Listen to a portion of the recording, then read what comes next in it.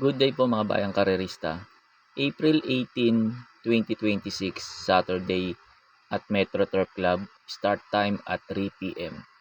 Unahin ko na itong mga pa-shoutout kasi konti lang naman to. Pero pag marami nilalagay ko sa dulo. May pa-shoutout po si Sir Manuel Tandes. Pinapa-shoutout niya lagi yung pinsan niya si Boyet Flores at yung kumpare niyang si Robbie Santos ng mga antigong karerista. Shoutout po sa inyo, Sir Boyet Flores at Robbie Santos at sa din Sir Manuel Tandes. Shoutout po sa inyong tatlo at maraming salamat po. May pa-shoutout po si Sir Rodilio Tabernilla. Pinapa-shoutout yung mga karerista ng Kapian OTB sa may Pasita, San Pedro, Laguna. Shoutout po sa inyo dyan. Lahat po ng mananaya po ng OTB Pasita, San Pedro. Shoutout po sa inyo. At sa din Sir Rodilio Tabernilla. Shoutout din po sa inyo at maraming salamat po.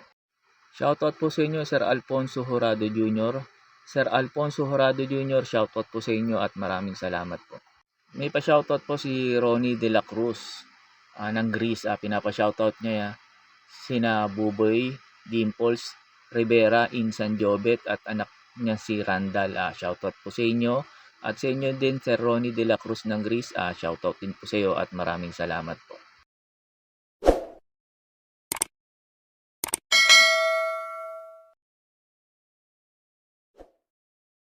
Start na po tayo. Race number 1. Start po ng first speed 5. Races 1 to 5. Distance 1,400 meters. Sa araw ng Saturday, 10 races po tayo. Kaya medyo marami at mahaba-habang karera po tayo sa araw ng Sabado. Kaya good luck po sa atin. Race number 1, pang-primera ko dito, numero 2. We Hear You. Ito, nagbaryeran to. Nagpreba ng 1.15. Hindi ganong kagandaan yung preba. Yun nga lang, si Kabayo, nung pinanood ko, nakapigil naman to. Halos hindi naman binibigyan ni Jackie M.A. Alvarez yung Kabayo. Kaya tingin ko, yung preba nito medyo tago ang preba nito. Kaya tingin ko para po sa akin dito, kung panonoorin nyo yung video nito, tingin ko para sa akin, lamang po dito itong numero 2 na to. We Hear You. Tapos second choice ko na rin yung Sumigunda. Last run dun sa PJC. Yung numero 6, Ikaw ang Pag-asa. Tingin ko ito pwedeng umupset kay We Hear You. Kung numero 6 na to, Ikaw ang Pag-asa. Kasi maganda rin naging preba nito ni Ikaw ang Pag-asa dun sa kabila. Saka maganda rin ang tinakbo nito. Kaya tingin ko may panalo para sa akin tong numero 6 na to. Ikaw ang Pag-asa. Kaya po sa race number 1, in-upload ko po yung baryeran ni We Hear You para magkaroon po kayo ng idea kung susuluhin nyo po ba o magpo-protection pa kayo kay Ikaw ang Pag-asa. Kaya po sa race number 1, itong numero 2, We Hear You, pang-premiera ko po to. Tapos second choice ko po yung numero 6, Ikaw ang Pag-asa.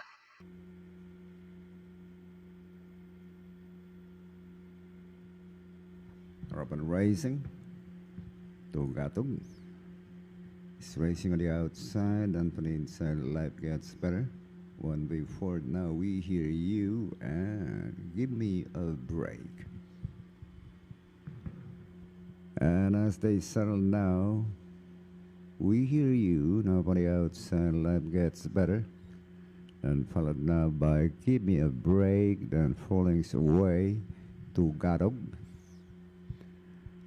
And as they race the last 600 now, it is still We Hear You with 2 lengths leader, followed by Life Gets Better. Then 4 lengths away, Give Me a Break, and a long way back to Tugatog.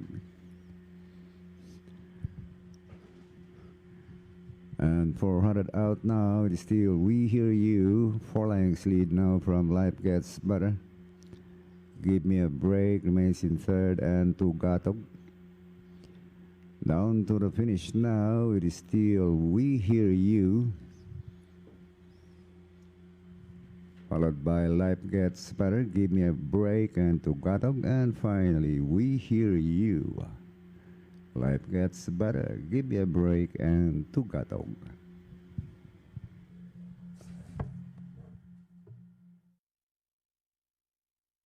Sa race number 2 na po tayo, start po ng first winner take all. Races 2 to 8, distance 1,400 meters. Pang-primera ko dito numero 7, Lemon Sudan Falls. Ito si Limon Sudan Falls pag may mga premyo saka no bearing, laging laban to. Hindi lang binibigyan ng importansya ng may-ari to. Pero ngayon dahil nga iba na yung may-ari, tingin ko baka bigyan na ng importansya to. Numero 7 na to, Limon Sudan Falls. Kaya para po sa akin lamang po ngayon dito to. Numero 7, Limon Sudan Falls. Tapos second choice ko numero 10, Gold Rush. Ito rin bigyan lang din ng importansya ng may-ari to. Tingin ko lamang po dito to. Medyo mababa na sa laban to numero 10 na to, Gold Rush. Tapos third choice ko, pandihado numero 11, Work From Home. Ito nagbabalik na si RC Simasio. Gang ng peso, tingin ko makakarimate rito to numero 11 na to, Work From Home. Kaya po sa race number 2, pang-primera ko po numero 7, Limon Sudan Falls.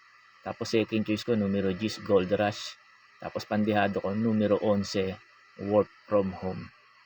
Sa race number 3 na po tayo, start po ng first pick 6, races 3 to 8, distance 1,400 meters. Pang-primera ko dito numero 5, National Treasure. Ito hinahanapan na ng grupo to ng may-ari to. And alos hindi naman nilalaban to at talagang pinababa ng grupo. Kaya tingin ko ngayon medyo bumaba na yung laban niya. Tingin ko lamang po para po sa akin to numero 5 na to, National Treasure. Ito naman si National Treasure, nakakasabay naman to. Tingin ko magsasabay ka agad to kala Shadow Sipik at saka Heritage sa unahan. Second choice ko na rin yung maganda tinakbo nung last run nito, kala Potential numero 1, Shadow Sipokot. Tingin ko ito pwede makalaban ni National Treasure, numero 1, Shadow Sipokot. Kaya po sa race number 3, pang-primera ko po numero 5, National Treasure. Tapos second choice ko numero 1, Shadow of Sipokot. Sa race number 4 na po tayo, start po ng second winner take all, races 4 to 10, distance 1,400 meters. Pang-primera ko dito numero 5, Sweet the Money. Ito si Sweet the Money, nagbarrieran to, ganda ng tinakbo. Problema nga lang dito, salida nito, pero pag nakasalida na maayos to, tingin ko para po sa akin lamang po dito to, Sweet the Money, kasi may bilis din naman tong kabayo na to. Tingin ko isasabay na kaagad to. Tapos second choice ko numero 10, Attorney Winona. Ito naman si Attorney Winona, medyo magaling lang talaga yung nakalaban niya last run, si Tenteng Enteng. Sarate pa rin sa kay, tingin ko may panalo para sa akin to numero 10 na to, Attorney Winona. Tapos third choice ko numero 4, Noble Touch. Ito hindi lang binigyan last run ng importansya tong kabayo na to, pero pag ito nilaban, tingin ko malaki rin panalo na ito numero 4 na to, Noble Touch. Kaya po sa race number 4, pang-primera ko po numero 5, Sweet the Money. Tapos second choice ko numero 10, Attorney Winona. Tapos third choice ko numero 4, Noble Touch. Sa race 5 na po tayo, start po ng second pick 6, races 5 to 10, distance 1,400 meters.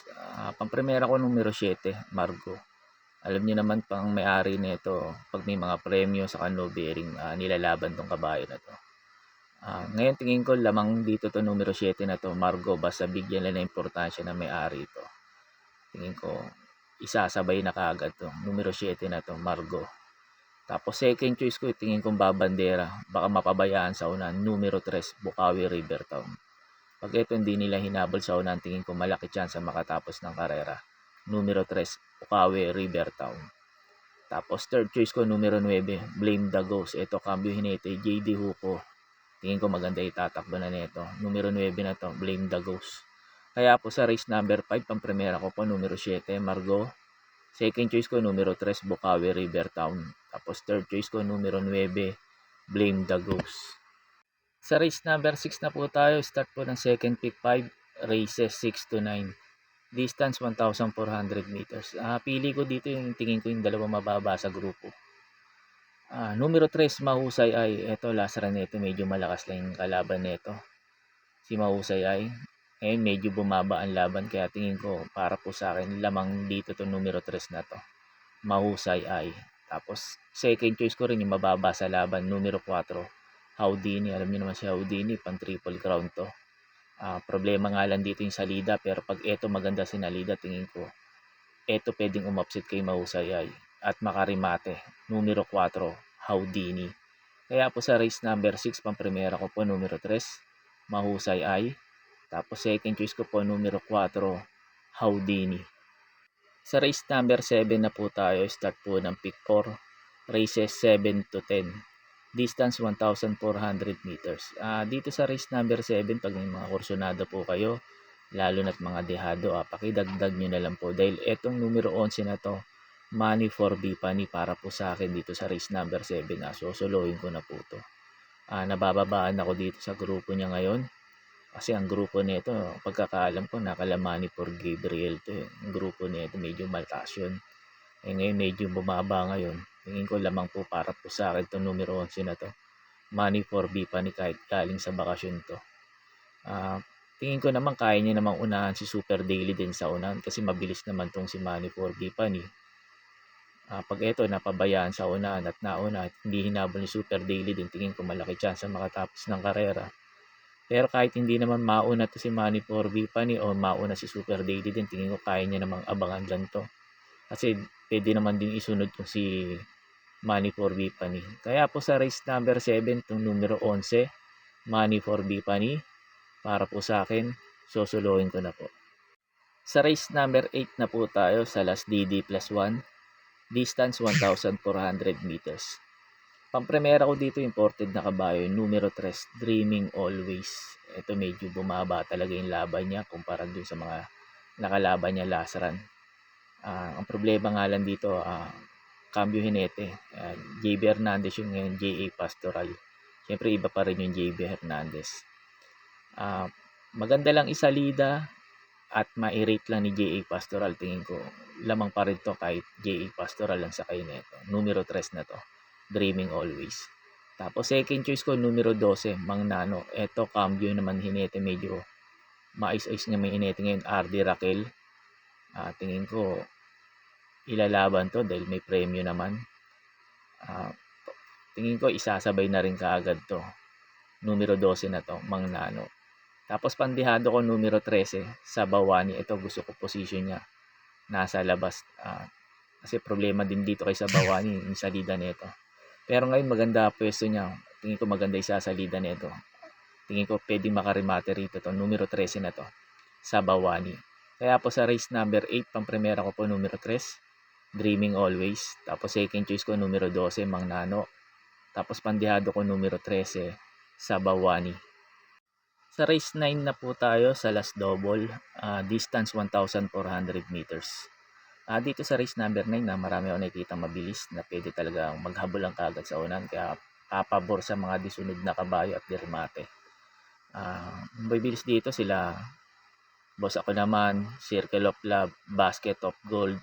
Itong Alibaba may bilis naman pero nasusunod naman. Tapos yung numero 13, tingin kong babandera. Part-time lover yan, tingin ko maghahabulan. Kaya pili ko dito, first choice ko numero 11, Alibaba. Si Alibaba tingin ko makikinabang dito to. Pwede naman isunod lang to. Sa kagamay naman ni CM Pelapel to. Para po sa akin lamang po to, numero 11 na to, Alibaba. Tapos second choice ko yung isang imported din, numero 3, Tadeus. Si Tadeus, isunod na kabayo. Alam niyo din naman pag may premyo nilalaban na may-ari ito. Bigyan lang ng importansya. Tingin ko may panalo rin to dito, numero 3 na to, Tadeus. Tapos pandihado ko numero 1, Trump Peter. Ito naman si Trump Peter, ang ganda ng tinakbulasaran nito. Kaya tingin ko ito pwedeng umupset sa kanila. Numero 1, Trump Peter. Kaya po sa race number 9, pang-primera ko po numero 11, Alibaba. Tapos second choice ko numero 3, Tadeus. Tapos third choice ko numero 1, Trump Peter. Sa last race na po tayo, sa race number 10. Bago nga pala ako magbigay ng info ko dito sa last race, makikiusap ulit po sana ako sa inyo na sana po mag-subscribe po kayo sa YouTube channel ko at pakitap na rin po yung notification bell para updated kayo tuwing mag-upload ako ng mga infos at videos ko po dito. Arnel Racing Tips, maraming salamat. Sa last race na po tayo, sa race number 10, sa last forecast, distance 1,400 meters. Dito sa paratingan, sa last race, pag may mga kursunado po kayo, lalo na't mga dehado, pakidagdag nyo na lang po dahil minsan nga pag paratingan dito sa Metro Turf nagkakalukuhan. Pang-primera ko dito, tingin ko dehado pa to. Numero 12 na to, Money for Gabriel. Dito magaling to si Money for Gabriel sa Metro Turf. Tingin ko baka paunahin nila to at mapabayaan, tingin ko malaki chance makatapos ng karera. Numero 12, Money for Gabriel. Tapos second choice ko yung Derimating Kabayo na imported. Numero 3, Concrete Solution. Sakali mapahirapan si Manny for Gabriel sa unahan, tingin ko ito pwedeng rumimate. Numero 3, Concrete Solution. Tapos third choice ko, numero 1, Frosty Raven. Ito si Frosty Raven, hindi lang maganda sa salida nito sa kabila, sa PJC.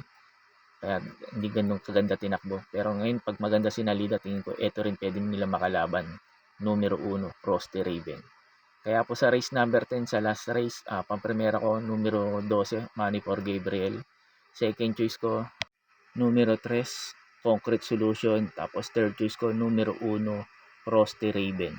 Yun lang po, and good luck and happy racing po mga bayang karerista.